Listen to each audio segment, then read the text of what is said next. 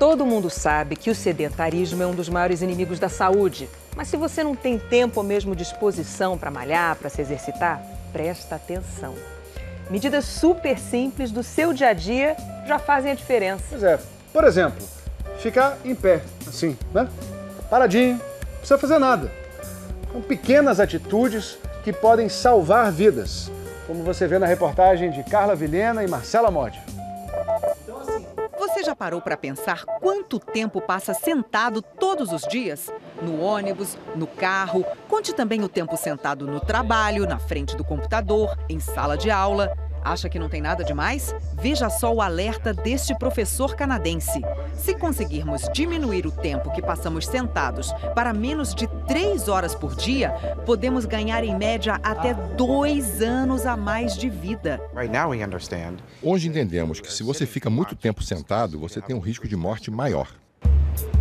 Acompanhe agora dicas de especialistas e exemplos que podem mudar a sua vida para melhor. O Dr. Peter participou de um congresso esta semana no Rio sobre atividade física. Ele diz que esta dica simples, ficar mais tempo em pé, poderia salvar milhões de pessoas de doenças cardiovasculares, a maior causa de mortes no mundo. Parece simples, mas é difícil. Estamos inativos no trabalho, no transporte, em casa. A ideia é quebrar o comportamento sedentário. A sugestão é: tente ficar menos sentado. Se hoje você fica 12 horas sentado por dia, tente baixar para 8.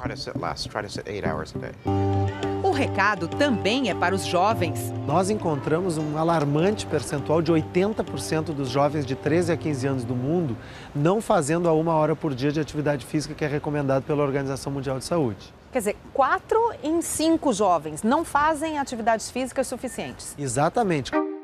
O Lucas está nessa turma aí dos paradões. Eu não gosto de jogar bola, não gosto de andar de skate.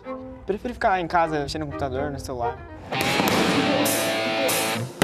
Agora o Natan, aos 14 anos, ele já é faixa preta e professor de artes marciais. Mas não é só isso. O dia do Natan não tem lugar para preguiça. Precisa ir a algum lugar? Vai de bicicleta. Tá na hora da aula? Vai a pé. E o computador? Não consigo ficar parado assim no computador muito tempo. Fico no máximo uma meia hora, uns 20 minutos. Para mostrar como o estilo de vida tem influência na saúde, nós convidamos os dois para um teste. Os nossos voluntários, o Natan e o Lucas, usaram por 3 dias o acelerômetro. Deixa eu ver, tá? Estão usando? Esse aparelhinho é legal porque o que ele vai fazer? Ele vai dar uma fotografia do estilo de vida deles. De quanto tempo eles passaram em nível sedentário, fazendo atividade física, brincando. Esse é um aparelhinho bem interessante porque ele mostra não somente a quantidade de passos que vocês dão durante o dia, mas qual é a qualidade dessa atividade física. Então vamos lá, pode tirar. O professor de Educação Física, Márcio Atala, ajudou a organizar esse teste. Ele lançou um documentário sobre sedentarismo que compara a nossa vida hoje com a da época dos nossos avós e qual o impacto na nossa saúde. Eu ia trabalhar de bonde, eu era tecelã e de lá eu ia a pé até minha casa, mais de meia hora a pé. Hoje o estilo de vida das crianças e dos adultos também é um estilo de vida com muito pouco movimento. E a gente tem sempre que lembrar que isso foi diferente, né? Se a gente voltar 30, 40 anos, era muito diferente. A gente tinha uma necessidade de se locomover muito mais, até para atender o telefone, a gente não tinha essa facilidade de ter o telefone no bolso. Daqui a pouquinho a gente mostra o resultado dos testes dos meninos. Agora vamos voltar ao Rio de Janeiro para ver como uma coisa simples pode diminuir o sedentarismo. Nesse congresso sobre atividade física, pela primeira vez no Brasil, foram usadas essas bancadas para que as pessoas pudessem assistir às palestras em pé. E todos os especialistas concordam que isso faz muito bem para a saúde. E olha, foi um sucesso. O professor Pedro Alau já aplicou essa novidade na faculdade onde trabalha, em Pelotas, no Rio Grande do Sul. Para testar, ele colocou 3 alunos para assistir à aula, intercalando períodos em pé e sentados. E comparou o gasto calórico e os batimentos cardíacos deles com os de outros 3 alunos que ficaram sentados. Nós vamos fazer 3 duplas e cada dupla, um da dupla vai ficar a aula inteira sentado, como é o tradicional, e o outro da dupla vai intercalar 10 minutos sentado com 10 minutos em pé, 10 minutos sentado, 10 minutos em pé. O resultado? A Ana gastou 35 quilocalorias a mais do que a colega que ficou sentada em 1 hora de aula. O Fernando gastou 44 quilocalorias a mais e o Tiago 64. Parece pouco? Se o Tiago fizesse isso 2 vezes ao dia por 1 semana, queimaria 900 quilocalorias. Sem fazer nada, ficando em pé. Sem fazer nada. Mesmo que ele não faça atividade física, só de trocar o tempo sentado por 40 minutos no dia em pé, ele consegue gastar 900 quilocalorias a mais do que o Maurício, que era o par dele.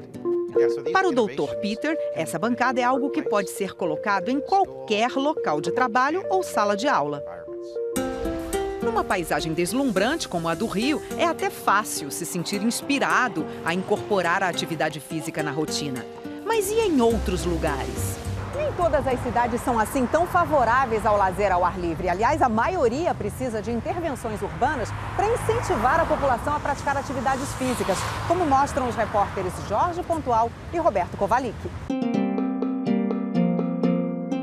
Eu lembro bem como isso aqui era há poucos anos. Uma avenida muito larga, difícil de atravessar, cheia de carros, ônibus, caminhões. Mudou muito. Tem praça de alimentação, muito mais lugar para os pedestres e menos para os carros. Mas o objetivo não foi só fazer o lugar ficar mais bonito. Nova York foi redesenhada para seguir os novos princípios do urbanismo e da saúde pública que ajudam as pessoas a se tornarem menos sedentárias. Nós vamos conversar com a doutora Karen Lee, que é a consultora desse projeto, que vai nos explicar que princípios são esses.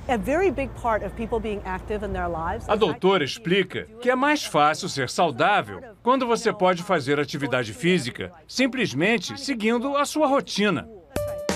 Ela faz parte de um projeto da Prefeitura de Nova York para incentivar as pessoas a fazerem o máximo possível a pé. Isso envolve uma série de medidas. Por exemplo, tornar as calçadas e as escadas mais atraentes, tirar espaço dos carros, para criar áreas para pedestres e faixas de ônibus. Quando você pega o transporte público, você começa ou termina com uma caminhada, diz a doutora.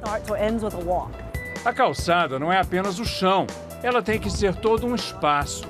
Tem que ter iluminação adequada e área verde. Do outro lado do Atlântico, a capital britânica também está tentando fazer seus habitantes caminharem mais. Caminho livre para os pedestres. A prefeitura quer transformar as pernas no principal meio de transporte de Londres e descobriu que um fator que desestimula a caminhada é a falta de sinalização. Ninguém gosta de se perder ou perguntar o caminho em cada esquina. 1.200 totens foram espalhados pela cidade com indicações sobre como se locomover a pé numa distância de até 15 minutos do local onde a pessoa está. Logo que a gente sai de qualquer estação do metrô de Londres, dá logo de cara com um totem, que além de estar cheio de informações, tem um efeito psicológico. Ele mostra, por exemplo, há quanto tempo a gente está das principais atrações das redondezas. Aqui, por exemplo, eu estou a menos de 5 minutos do Big Ben. E a gente pensa, o que é uma caminhada de 5 minutos? Vamos lá? E aí está ele, o Big Ben, uma das principais atrações turísticas de Londres. Não custou nada chegar até aqui, mas no fim do dia, com várias caminhadinhas, a gente acaba fazendo um belo exercício. Aqui no Brasil, essa relação entre a atividade física e o ambiente fica bem clara. A cidade brasileira onde as pessoas são mais ativas é Florianópolis. Não é à toa. Veja aqui o Maicon. Ele é analista de informática. Passa o dia sentado, mas fora do emprego consegue fazer tudo de bicicleta, inclusive ir ao trabalho e voltar. Eu me sinto bem, eu durmo melhor. Inúmeras vantagens, saúde. Na outra ponta está São Paulo, a mais inativa do Brasil. Mas nós vamos tentar imitar o exemplo de Florianópolis. Da minha casa até a Globo, dá mais ou menos uns 5 quilômetros. Um caminho um pouco longo para fazer a pé, por isso eu peguei a bicicleta. Eu sei que o caminho é difícil, hein? Vamos ver se eu consigo vencer esse desafio, viu? Aqui, em vez de calçada, tem uns espinheiros. Não dá nem pra gente empurrar a bicicleta pela calçada. Olha só que absurdo. Um monte de espinheiro aqui. Gente, quase que vem no olho da gente. Ô, ladeirinha. Eles passam muito grudados da gente, a gente fica com medo aqui, né? Ciclovia nem pensar. O outro caminho que a gente poderia ter feito é por ali, ó, a Marginal Pinheiros, que é proibido pelo Código de Trânsito, é uma via expressa, bicicletas não podem andar ali. Falei, agora é degrau. Chegar, eu cheguei. Eu espero que eu tenha gastado, assim, 1 milhão de calorias. Mas eu já tô pensando na volta, e na volta de noite. Já pensou? Aquele caminho com aqueles carros grudados em mim? Não é que a gente não queira fazer exercício, né? Mas tá difícil. O que é importante é que as políticas públicas que desenvolvam as cidades tornem possível que as pessoas escolham, por exemplo, caminhar, andar de bicicleta, se assim elas quiserem. Eu suei a camisa por aqui. O Natan e o Lucas também. Qual terá sido o resultado do teste que nossos voluntários fizeram lá no começo da reportagem? Vamos começar pelo Lucas, né? O acelerômetro, como a gente previa, mostra que você anda devendo atividade física, né? O Lucas confessou que não fez quase nada, né? Que ficou praticamente sentado. Pois é, e o acelerômetro atestou isso, né? 80% do tempo que você passou com o nosso aparelhinho, né, você passou esse tempo inativo. Tá? Já não foi o caso do Natan, né? O Natan, além de ter realizado uma quantidade adequada de atividade física moderada e intensa, ele fez outras atividades que não são detectadas pelo nosso aparelhinho acelerômetro.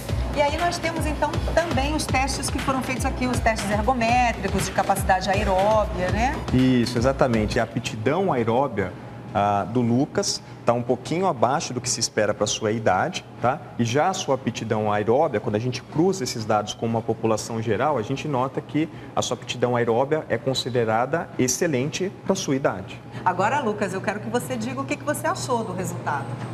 Resultado? Que ele tá certo, professor.